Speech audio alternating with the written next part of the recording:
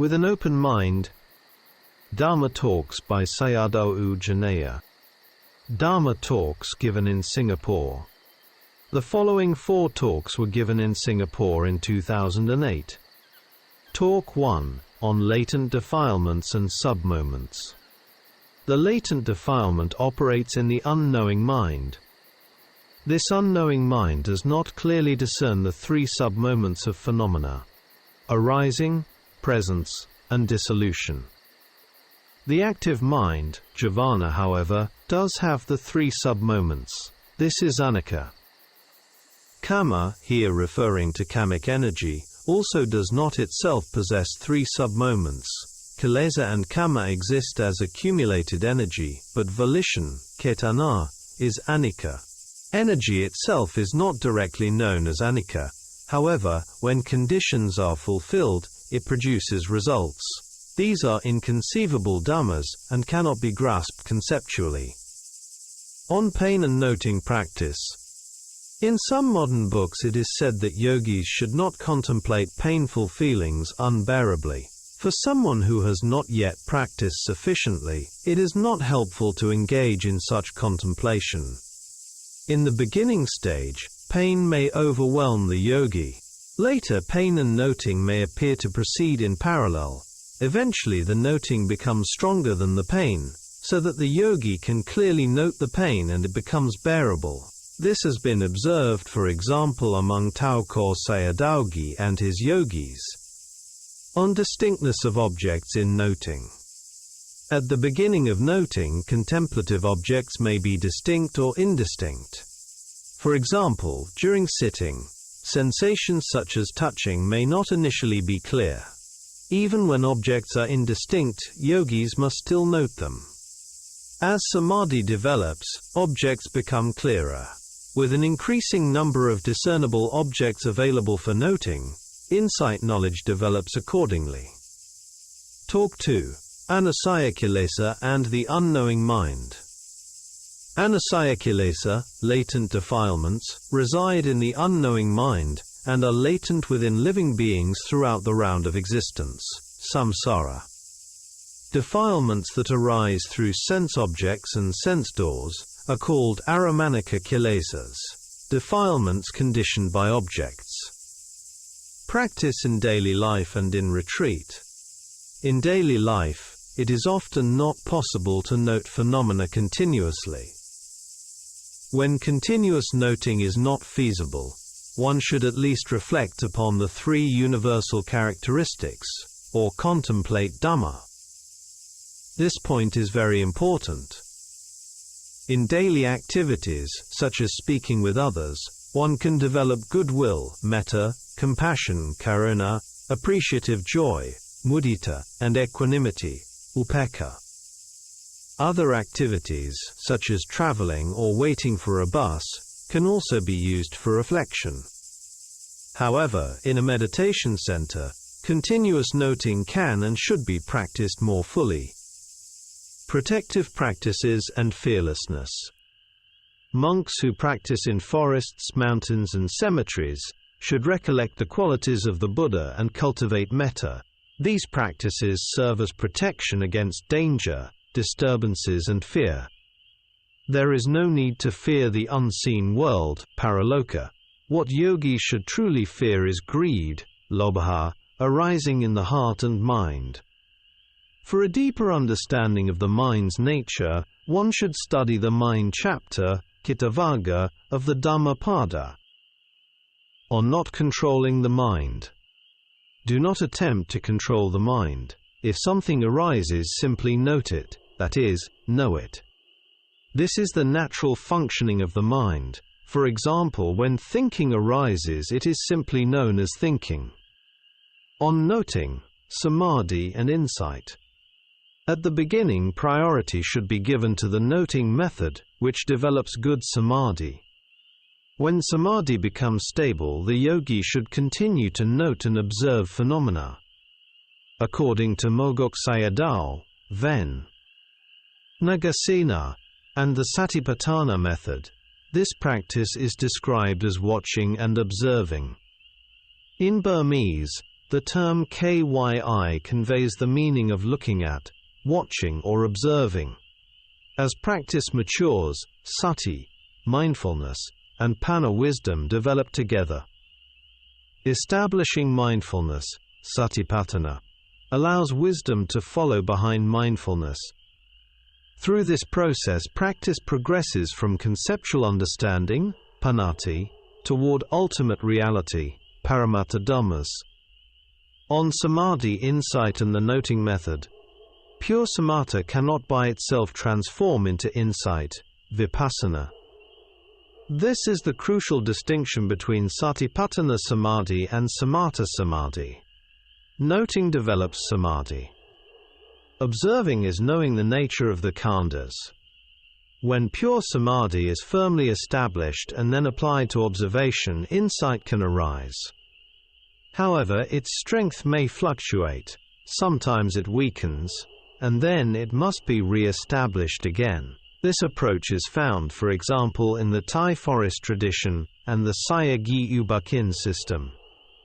By contrast, the noting method continuously develops samadhi without decline. Equanimity, and its nearest enemy. The nearest enemy of equanimity, upekkha, is delusion, moha. When a person has the potential for enlightenment, various experiences may arise later in practice, such as frightening images, attractive forms, or unusual phenomena. These are disturbances, sometimes caused by unseen beings, paraloka. They do not affect everyone, but they can disrupt those who are unprepared. Talk 3. When samadhi is strong, the body disappears. When samadhi becomes strong, the body may disappear in the yogi's mind. There are 3 forms of self-view: attaditti, ditthiyata, self as view; tanhata, self as craving; manata, self as conceit. With continuous mental noting, the body fades from prominence, and the yogi clearly knows phenomena as mind and matter, nama rupa. At this point, it becomes evident that, knowing consciousness, and the existing object, i.e. mind and object, fit together precisely. From this alignment, insight knowledge arises, beginning with understanding of mind, object, and impermanence, anicca. The earlier lower insight knowledges follow the same principle. Noting and observing are not the same.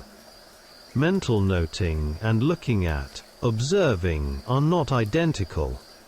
Noting is sati. It strengthens samadhi. Looking at, observing is knowing the nature of phenomena by centering awareness directly on them. In Burmese usage, the words translated as noting and looking at, e.g., mat kyi, may also be rendered as watching and observing.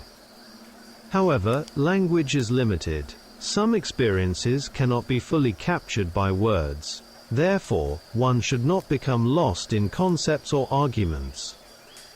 The best way is direct seeing. Simply do the practice. On noting, centering and the balance of practice. For example, by noting the sitting posture and the touching, contact with the seat, and by centering awareness on it, the yogi comes to know the hardness and softness of the earth element. If the yogi's mind is restless, priority must be given to mental noting in order to establish samadhi. At this stage, one should not yet look closely at the object. Later, as noting is maintained and samadhi develops, the jhana factors, such as rapture, piti, happiness, sukha, and tranquility, may arise naturally. Mahasi Sayadaw's instruction. In Mahasi Sayadaw's teaching, the practice consists of noting and centering on the object. The Burmese term for centering on is shu sight. Mental noting and looking at, observing, must remain in balance. Some yogis only look at, observe objects. Others only note. Both extremes prevent progress. Merely observing tends toward imagination and conceptualization. Merely noting, without observation, does not lead to insight knowledge, panna. Therefore, sati, mindfulness, and panna, wisdom, must develop together. That is, the path factors must function in unison. Essential principle. Noting stabilizes the mind. Observing reveals the nature of phenomena. When they are properly balanced, insight can arise. Important note. To gain a clear and correct understanding of Talk 3, reference should be made to Mogok Sayadaw's Discourse, Part 6, Two Views on Insight, delivered on the 12th of September, 1961. Talk 4, Difficulties in Practice and the Right Path. There may be difficulties in practice. If the path is right, even if one does not arrive quickly, one will arrive gradually. Whether contemplation seems good or not good is not the main issue. What matters most is that one is on the right path. If samadhi develops, the yogi should continue the sitting. If one stops while samadhi is present, the next sitting may not be as good. This highlights the importance of non-reaction, the middle way, and letting go. Latent defilements will inevitably arise and disturb the yogi at any time. This is their nature.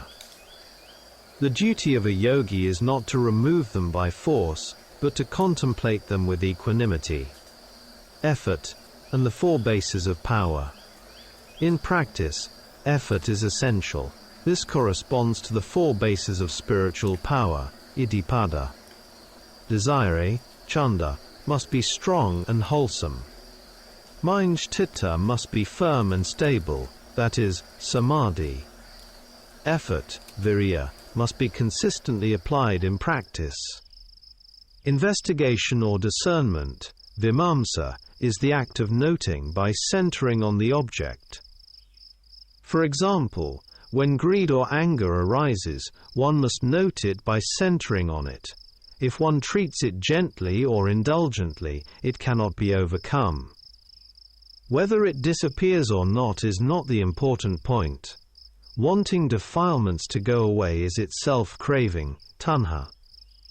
The real purpose of practice is the understanding of dhammas, which is discernment, panna. Contact, defilement, and the puppet analogy.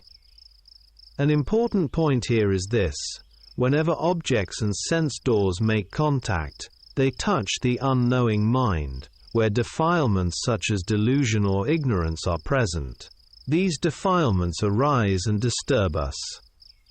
It is like a puppet show. We do not see what is happening behind the scenes. We do not see lobhatana, greed and craving, pulling the strings behind our actions. By contemplating this deeply, one can understand the nature of defilements and the ways human beings react to them. Much can be learned from careful contemplation of these patterns. The three unwholesome roots. The phenomena of greed, anger, and delusion can overwhelm the knowing mind. Because of this, we often do not truly know or see what is happening.